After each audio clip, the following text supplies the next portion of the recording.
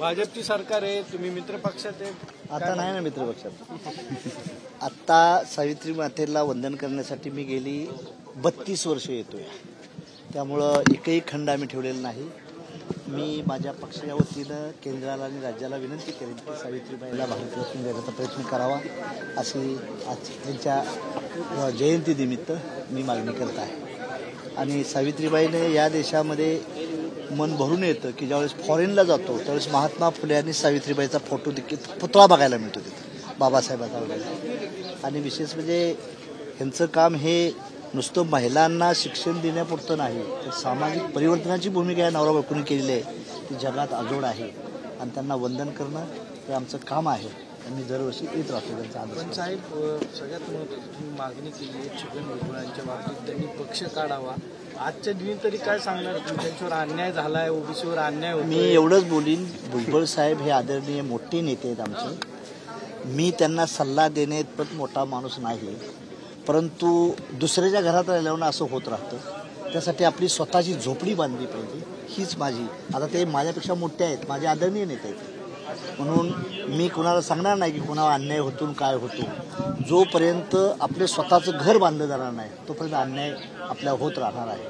म्हणूनच आम्ही शाने होऊन 2003ला स्वतःची झोपडी बांधलेली आहे. कुणाच्या महालाची अपेक्षा न ठेवता. महालात गेलं का असं चढ उतार होतात, त्या पक्षाची फिलॉसॉफी असते, आपण त्याबद्दल विचार करून बोलणं योग्य नाही. पण भुजबळ साहेब मोठे नेते आहेत, आदरणीय. आणि नायगावची डेव्हलपमेंट केली ती छगन भुजबळांनी केली. ओबीसी जी नॅशनल लेवलला जी ओबीसी जागृती आणण्याचं काम केलं त्यात भुजबळांचा सिंहाचा वाटा आहे.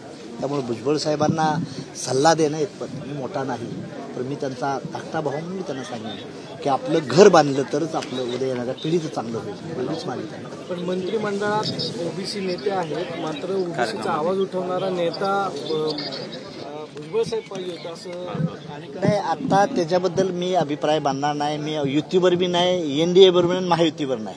आम्ही आमच्या स्वतंत्र आहे, आमची स्वतःचीच ताकद एक दिवस करू आणि आम्ही आमच्या विचाराचं राज्य आणण्याचा प्रयत्न करू.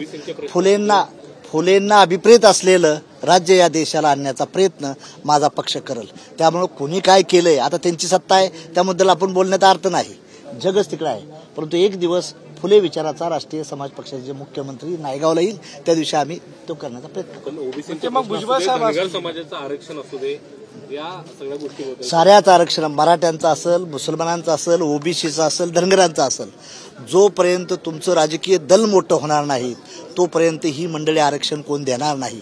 काँग्रेस असू द्या, काँग्रेसनं काय केलं, हाच दिवा लावला. तीच बीजेपी करणार आहे. बीजेपी आणि काँग्रेसमध्ये फरक नाही, बोथ आर इन सेम. तुम्ही म्हटले की राष्ट्रीय समाज पक्षाचा विचार असणारा मुख्यमंत्री येईल, मग ते भुजबळ साहेब असेल.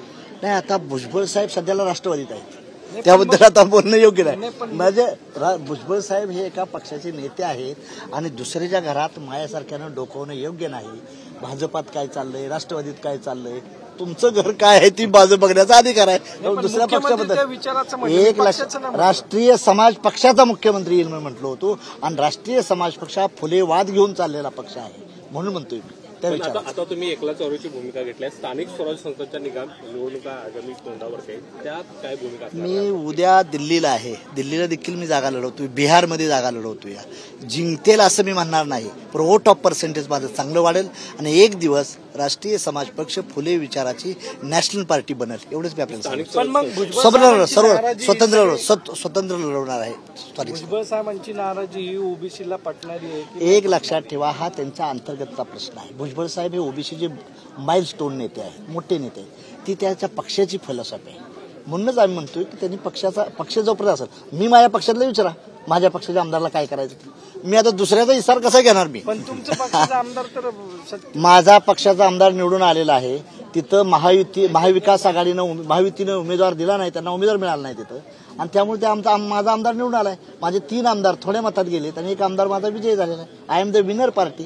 बीजेपी बरोबर नाही आणि काँग्रेस बरोबर नसताना विनिंग पार्टी आली माझी, हे लक्षात ठेवा. I am not demander, we are a commander.